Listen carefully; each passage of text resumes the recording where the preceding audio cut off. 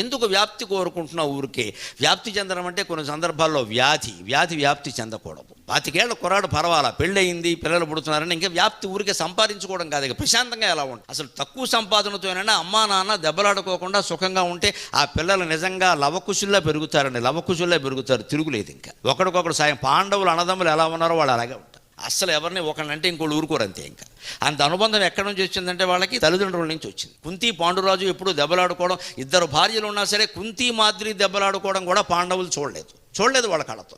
కుంతి మాద్రిని ఎలా చూసేది అంటే సొంత చెల్లెల కంటే ఎక్కువగా చూసేది. మాద్రి అంతకంటే ఏమడిగినా సరే అక్క అని కుంతినే అడిగేది. అది చూసిన పాండవులకు ఎప్పుడు సహదేవుడు వేరే, నేను వేరే అని ధర్మరాజుకు కానీ భీముడికి కానీ అనిపించలేదు. ఎందుకంటే తల్లిదండ్రులు అలా ఉన్నారు, సవతులే ఉన్నారండి, భార్యాభర్తలు ఉండలేరా? పిల్లల కోసం ఉండాలి. పిల్లలు కలక్కపోతే వేరే విషయం. పిల్లలు కలిగారు, వాళ్ళ కోసమైనా కలిసి ఉండాలి, వాళ్ళ కోసం సహనంతో ఉండాలి, సర్దుకోవాలి. ఈ ఆలోచన రావాలి.